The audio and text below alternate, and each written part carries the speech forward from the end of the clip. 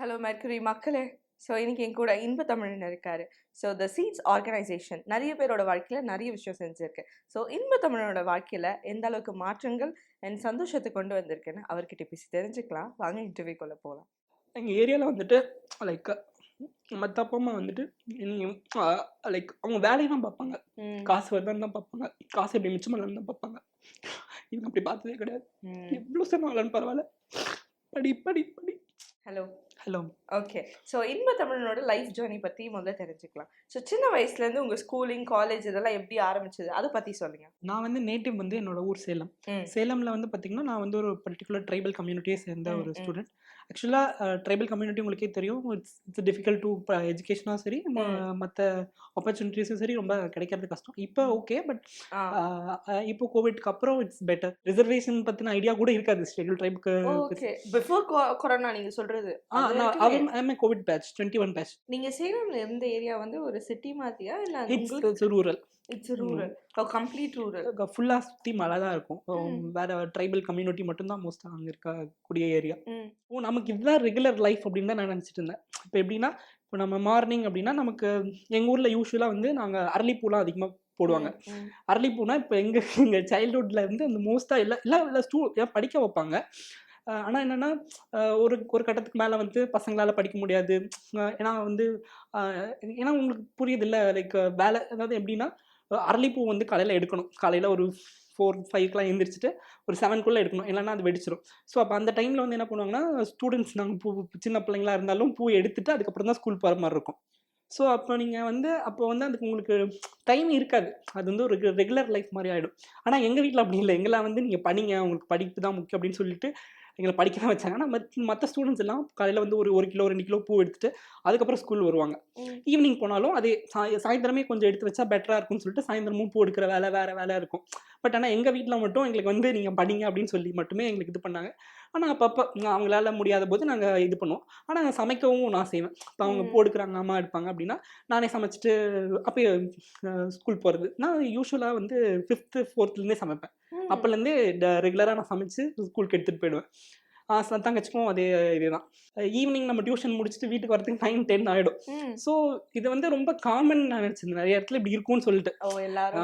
S. ஆனால் நம்ம வெளியே வந்ததுக்கப்புறம் தான் நம்ம தான் இதெல்லாம் வந்து நம்ம வந்து ரெகுலர் நினச்சிட்டு இருக்கோம். இது ரெகுலர் கிடையாது.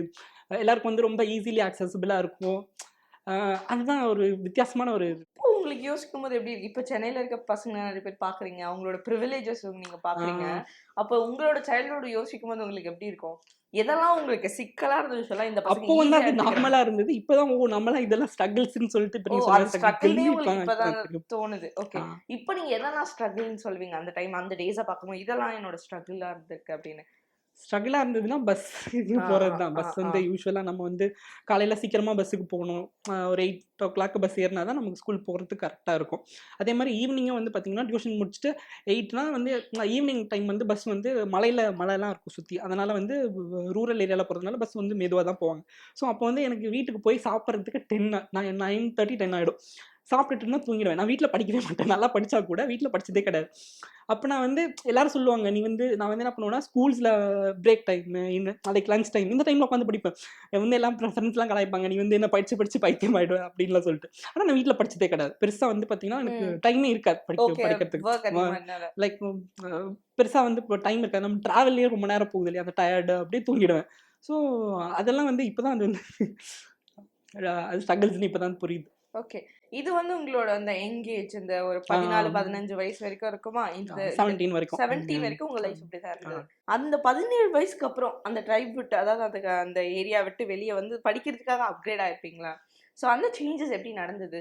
சீட்ஸ் எப்படி உங்க லைஃப்குள்ள வந்தாங்க? ஸ்கூல் டீச்சர்ஸ் வந்து தான் சொல்லுவாங்க, நீ நல்லா மார்க் வாங்குற, நீ வந்து ஒரு ட்ரைபல் ஸ்டூடெண்ட், நீ வந்து நீட் எழுதுனீங்கன்னா உனக்கு. அப்போ வந்து நம்ம நல்லா படிக்கிறதுனால எல்லாருமே வந்து டாக்டர்ன்றதுனால எல்லாரும் புஷ் பண்ணிட்டே இருந்தாங்க. நீட் எழுதுனேன், பட் எனக்கு நீட் டாக்டர் ஆகணுன்ற இன்ட்ரெஸ்ட் கிடையாது. ஸோ அவங்க அதான் சொன்னாங்க, வந்து உனக்கு கட் ஆஃப் ரொம்ப கம்மியாக தான் வரும், ஸோ அதனால நீ வந்து ஈஸியாக போகலான்றது. எனக்கு ரிசர்வேஷன் ஒன்று இருக்கிறதே அப்படின்னு தெரியும். ஸோ அதுக்கப்புறம் நம்ம வந்து அதுக்காக வந்து எஃபோர்ட் போட்டு படித்து அதுக்கப்புறம் 10th தெரியும் எனக்கு இந்த மாதிரி ரிசர்வேஷன் இருக்குது அப்படின்னு சொல்லிட்டு அப்புறம் 12th வரும்பொழுது நமக்கு ஆன்லைன் கிளாஸ் இருந்துச்சு. ஸோ அப்போ தான் வந்து நான் ஃபோன் வாங்கினேன். அதுக்கப்புறம் என்னன்னா, அப்புறம் தான் லா படிக்கலாம். இந்த மாதிரி எனக்கு இன்டகிரேட்டட் கோர்ஸ் இருக்குன்னு கூட தெரியாது. அதாவது இன்டகிரேட்டட் கோர்சஸ்னா பிஏ ப்ளஸ் எல்எல்பி ரெண்டுத்தையும் சேர்த்து கொடுப்பாங்க. எனக்கு அதுக்கு முன்னாடி வரைக்கும் எல்எல்பி மட்டும் தான் இருக்குது, அந்த மாதிரி தான் நினச்சிட்டு இருந்தேன். 12th முடிச்சுட்டு நம்ம டிகிரி பண்ணோம். எனக்கு நான் லா பிடிக்கும், படிக்கணுன்ற ஆசை இருந்துச்சு. பட் ஆனால் அது எப்படி படிக்கணும், ஏது படிக்கணும் எதுவுமே எனக்கு தெரியாது. அப்புறம் சீட்ஸ்க்கு எப்படி வந்தேன் அப்படின்னு வந்து பார்த்தீங்கன்னா, நான் வந்து அப்போ நான் இப்போ வந்து அம்பேத்கர் யூனிவர்சிட்டியில் படித்தேன், தரமணியில் இருக்கு.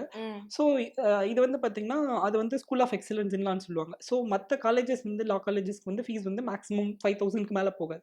பட் இங்கே அப்படியே ஆப்போசிட், மினிமம் வந்து மேக்ஸிமம் 70,000 90,000 வரைக்கும் போகும் ஃபீஸ்.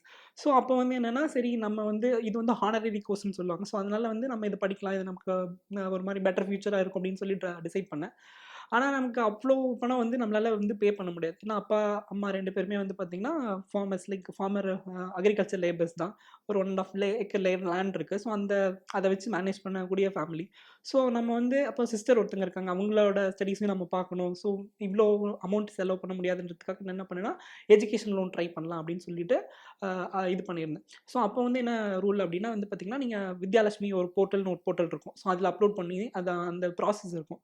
அப்போ வந்து கவர்மெண்ட் வந்து என்ன பண்ணியிருந்தாங்கன்னா, இந்த மாதிரி அந்த போர்ட்டல் அப்லோட் பண்ணுறது வந்து ஸ்கூல் டீச்சர்ஸே பண்ணி தருவாங்கன்னு சொல்லி சொன்னாங்க. ஸோ எங்களோட ஸ்கூல் டீச்சர் வந்து எனக்கு ஒரு டீச்சர் அசைன் பண்ணியிருந்தாங்க.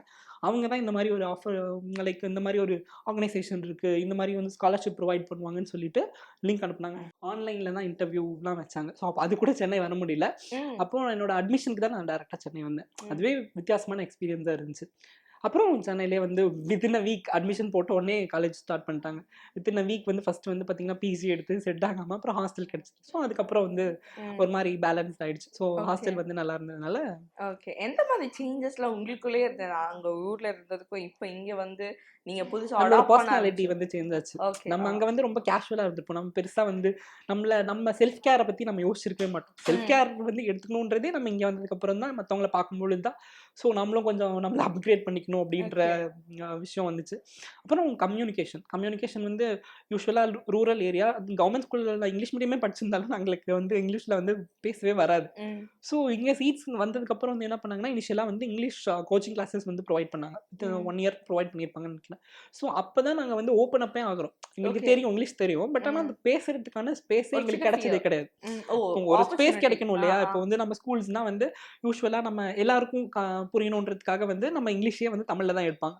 ஸோ அப்போ அதனால் வந்து நமக்கு ஒரு ஸ்பேஸே இல்லாத போது அப்போ நமக்கு எங்கே போய் நம்ம வந்து அதை பேச முடியும்? அப்போ சீட்ஸ் தான் வந்து ஒரு ஸ்பேஸ், வீக்லி வந்து ஒரு ஒன்ஸ் ட்வைஸ் வந்து நீங்கள் வந்து பேசுங்க, ஓப்பனாக பேசுங்க, தப்பு இருந்தால் பரவாயில்ல பார்த்துக்கலாம் அப்படின்னு சொல்லிட்டு வேறு மென்டார்ஸ் 2 மென்டார்ஸ் 3 மென்டார்ஸ் இந்த மாதிரி அலாட் பண்ணிவிட்டு அவங்க வந்து லைக் ஒரு ரெகுலர் பேசிஸ்லேயோ இல்லை லைக் மாற்றியோ அவங்க வந்து எங்களுக்கு வந்து எதெல்லாம் வந்து கஷ்டமாக இருக்குது, இந்த இடத்துல நீங்கள் வந்து இதை யூஸ் பண்ணலாம், இதை யூஸ் பண்ணால் பெட்டராக இருக்கும் அப்படின்னு சொல்லிட்டு எங்களுக்கு வந்து ஒரு பேசினா நம்ம பேச முடியும் அப்படின்ற அந்த ஹோப் கொடுத்ததே சீட்ஸ் தான். அதுக்கப்புறம் எங்களோட கம்யூனிகேஷன்ஸ் வந்து பெட்டர் ஆச்சு.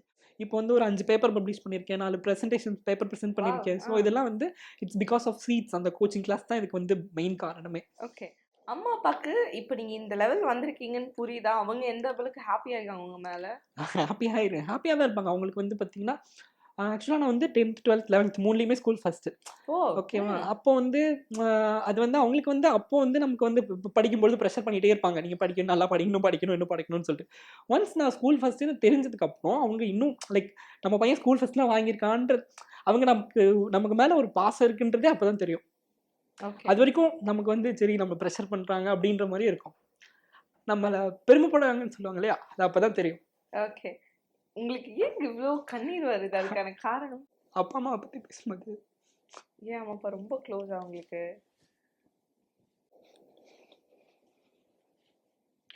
இப்போ நான் சொன்னல ஆல்ரெடி, எங்கள் ஏரியாவில் வந்துட்டு லைக் மற்ற அப்பா அம்மா வந்துட்டு லைக் அவங்க வேலையை தான் பார்ப்பாங்க, காசு வருதான்னு தான் பார்ப்பாங்க, காசு எப்படி மிச்சம் பண்ணலான்னு தான் பார்ப்பாங்க. இவங்க அப்படி பார்த்ததே கிடையாது. எவ்வளோ சொன்னாலும் பரவாயில்ல, படி படி படி. இப்போ கூட வந்து என்ன சொல்லுவாங்க சொந்தக்காரங்களா, 5 வருஷம் படிச்சுட்டான், இதுக்கு மேலே 2 வருஷம் படிக்கணும், எதுக்கு படிக்கணும், வேலைக்கு போட்டோம், எதுக்கு கஷ்டப்படுற, எதுக்கு கடன் வாங்குற அப்படி சொல்லுவாங்க. பட் இப்பவும் வந்துட்டு லோன் வாங்கிட்டு, ஏன்னா இப்போ இன்னும் சீட்ஸ் வந்து இப்போ வந்து அப்ளிகேஷன் ப்ராசஸில் இருக்குது. இதுக்கப்புறம் தான் செலெக்ஷன் வரும், பிஜி ஸ்காலர்ஷிப் செலெக்ஷன். ஏன்னா இந்த ஈவெண்ட் நடக்கிறதுனால உங்களால் அதை ஃபோக்கஸ் பண்ண முடியல. ஸோ இதுக்கப்புறம் தான் அவங்க செலக்ட் பண்ணுவாங்க. ஸோ இப்போ வந்து அட்மிஷன் நான் போட்டுட்டேன் ஆல்ரெடி காலேஜஸில். ஸோ ஃபீஸ் கட்ட வேண்டியது இருந்துச்சு இல்லையா? ஸோ அப்போ வந்து loan gold loan like already நகை இருந்துச்சு, அதில் எக்ஸ்டெண்ட் பண்ணிவிட்டு அப்புறம் தெரிஞ்ச இடத்துல வாங்கி ஃபீஸ் கட்டிட்டாங்க. ஸோ அப்போ வந்து மற்றவங்க வந்து வேண்டான்னு சொல்கிற விஷயத்தையும் எனக்காக செய்கிறாங்க இல்லையா? ஸோ அதனால தான். ஓகே. எப்படி பார்ப்பீங்க உங்க லைஃபோட அச்சீவ்மெண்ட் கிராக் பண்ணிட்டீங்கன்னு வச்சுக்கோங்களேன், ஒரு ஸ்பேஸ் போயிட்டீங்கன்னா அவங்க அம்மா அப்பாவை எப்படி வச்சு பார்த்துக்கணும்னு இருக்கு? எங்க அங்கேயே பார்த்துமா இல்லை இங்கே கூட்டிகிட்டு வரணுமா? ஆக்சுவலாக எனக்கு வந்து அப்ராட் போகணும்னு ஆசை. அவங்க வந்து மோர் லைக் ரிசர்ச் வந்து இம்பார்ட்டன்ஸ் கொடுப்பாங்க. இவங்க வந்து ரிசர்ச்சை விட லைக் ஒர்க்குக்கு அதுக்கு தான் இம்பார்ட்டன்ஸ் கொடுப்பாங்க. ஸோ எனக்கு வந்து ரிசர்ச் சைட் போகணும் அப்படின்றது ஒரு ஆசை. ஸோ அதனால நான் அப்ராட் போகணும் அப்படின்ற ஒரு பிளான்ல இருக்கேன். ஸோ போனால் அவங்களை அங்கேயே கூட்டிகிட்டு போய் அங்கேயே செட்டில் பண்ணணும் அப்படின்றது தான் என்னோட பிளான். ஓகே. உங்களுக்கு சிப்ளிங் இருக்காங்க இல்லையா? தங்கச்சி. தங்கச்சி என்ன பண்றாங்க? அவங்க வந்து லைக் இங்க வேல் டெக் இருக்கு தெரியுமா? அங்க வந்து பயோடெக் படிச்சிட்டு இருக்காங்க, இன்ஜினியர். அவங்களும் படிச்சாங்க. அவங்களும் சீட்ஸ் மூலமா தான். இல்ல அவங்க வந்து கவர்மெண்ட் ஸ்காலர்ஷிப் 7.5 அதுலயே செலக்ட் ஆயிட்டாங்க. ஓகே. இந்த சீட்ஸோ இல்ல இந்த ரிசர்வேஷன் டைப்போ எதுவுமே உங்க லைஃப்ல வந்து வரலனா உங்களால நீங்க இந்த ஸ்டாண்ட் வந்திருப்பீங்களா? Definitely no. ஓகே. ஏன்னா வந்திருப்பீங்க. அப்படி இல்லனா என்ன காட்ல ஏதாவது வேலை செஞ்சுட்டு தான் இருந்திருக்கணும். வேற எந்த தெரியாது. சீட்ஸ் வந்து அப்போ வந்து நான் செலக்ட் கூட பண்ணல. என்ன ஜஸ்ட் அப்ளிகேஷன் வந்து ப்ராசஸிங்ல தான் இருந்துச்சு. அப்போவே வந்து என்ன பண்ணாங்கன்னா, உங்களுக்கு வந்து இப்போ கெரியர் கைடன்ஸ் வேணும்னா இங்கே ஆறுமுகம் சார்னு ஒரு சார் இருக்கார். அவர் வந்து நீங்கள் எதை சூஸ் பண்ணணும்னு சொல்லிட்டு ஒரு ஜாயின் பண்ண ஸ்டூடெண்ட்ஸ்க்கே அவர் வந்து பர்சனலாக அவர் கால் பண்ணோடனே அவர் வந்து உடனே எடுத்துட்டு நீங்கள் வந்து இப்போ ஆர்ட்ஸ் போட்டிருக்கீங்க, உங்கள் கட் ஆஃப் நல்லா இருக்குது, நீங்கள் வந்து இதையே ஜாயின் பண்ணுங்க, ஃபீஸ் தானே பார்த்துக்கலாம், ஸோ நீங்கள் வந்து அதிகமாக இருக்குன்னு சொல்லிட்டு விட்டுறாதீங்க, இது ஒரு நல்ல காலேஜ் அப்படின்னு சொல்லிட்டு அவர் தான் வந்து நமக்கு அந்த சரி ஓகே நம்ம கரெக்டான பாத்தில் தான் போகிறோம் அப்படின்றத அஷ்யூர் பண்ணதே அவர் தான். ஸோ அதுக்கப்புறம் வந்து பார்த்தீங்கன்னா பிஜி படிக்கவும் நிறைய நெகட்டிவ் லைக் வேண்டாம் வந்து நீங்கள் லா படிக்கிறீங்க ஆல்ரெடி ப்ராக்டிஸ் பண்ணுங்க அப்படின்னு சொன்னப்போ சரி ஓகே நீங்கள் வந்து பிஜி ஓகே உன்னோட விஷயனோ அதை கண்டினியூ பண்ணு அப்படின்னு சொல்லி சப்போர்ட் பண்ணுறதும் சீஸ் தான். ஓகே. உங்களுக்கு எப்போ இந்த லைக் உங்களுக்குன்னு ஒரு ஐடியாலாம் வந்துச்சு இந்த எல்லாத்து மேலேயும் ஓகே லைஃப்பில் இந்த மாதிரி படிக்கணும், இது கிராக் பண்ணணும், இது பண்ணணும், இந்த லைஃப்பை போகணும் அந்த மாதிரி? After getting a phone.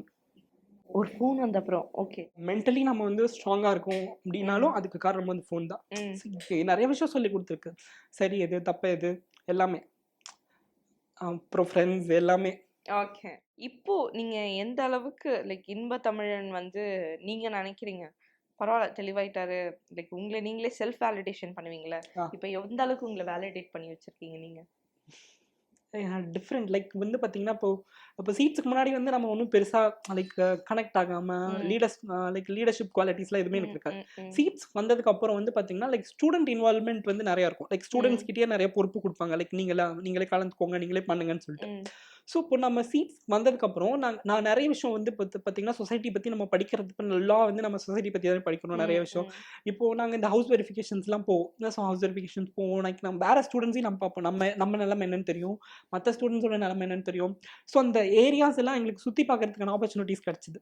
Like அதெல்லாம் பார்க்கும்பொழுது லைக் ஹவு த சொசைட்டிஸ், அதுக்கப்புறம் நம்ம எந்த அளவுக்கு பெட்டராக இருக்கும், நம்ம வந்து எந்த அளவுக்கு மற்றவங்க கம்பேர் பண்ணும்போது ஒஸ்ட்டாக இருக்கும் பெட்டராக இருக்கும், அதுக்கப்புறம் வந்து சொசைட்டி எப்படி இருக்குது, சொசைட்டி நம்மளை எப்படி பார்க்குது, சொசைட்டி நாம் எப்படி அப்ரோச் பண்ணுவோம், எல்லாமே வந்து பார்த்திங்கன்னா சீட்ஸ் இல்லைன்னா நான் போயிருக்க மாட்டேன், இதெல்லாம் தெரிஞ்சிருக்க மாட்டேன். நிறைய ஏரியாஸ் வந்து நான் போயிருக்கேன், லைக் சேலமாக இருக்கு, நான் சேலத்தில் வந்து பெருசாக போனதே கிடையாது. லைக் பஸ் ஸ்டாண்டு அது மட்டும் தான் தெரியும். சீட்ஸ் ஹவுஸ் வெரிஃபிகேஷனுக்காக தான் நான் சேலத்துலேயே அங்கே போயிருக்கேன். அதுக்கு முன்னாடி எனக்கு தெரியாது. அப்போ தான் சேலம் எப்படி இருக்குது அப்படின்றதே எனக்கு தெரியும். அப்போது நான் இது வந்து லைக் பர்சனல் எக்ஸ்பீரியன்ஸாகவும் இருந்தது எனக்கு. பர்சனலாக வந்து நம்ம எப்படி வேர்ல்டு அப்ரோச் பண்ண, சொசைட்டி அப்ரோச் பண்ணுறோன்றதே எனக்கு சீட்ஸ் கற்றுக் கொடுத்துருக்காது. டேரெக்டாவோ இன்டெரக்டாவோ அது ஏதோ ஒரு வகையில் கைட் பண்ணியிருக்கு. லைக் நிறையா நல்ல விஷயங்களை ஷேர் பண்ணீங்க. கடைசியா உங்க பேரண்ட்ஸ்க்கு நீங்க ஒரு நோட் என்ன சொல்லணுமோ அதை சொல்லி முடிச்சுக்கலாம் ஹாப்பியா. சீக்கிரம் அவங்களுக்கு ரெஸ்ட் கொடுக்கணும், அவங்களுக்கு எப்படியான சீக்கிரம் ரெஸ்ட் கொடுத்துருவேன், அதுதான் என்னோட பெரிய ஆன்சர். Okay, thank you. ஓகே, கண்டிப்பாக உங்கள் பேரண்ட்ஸோட ஹாப்பியாக இருப்பீங்க. தேங்க்யூ.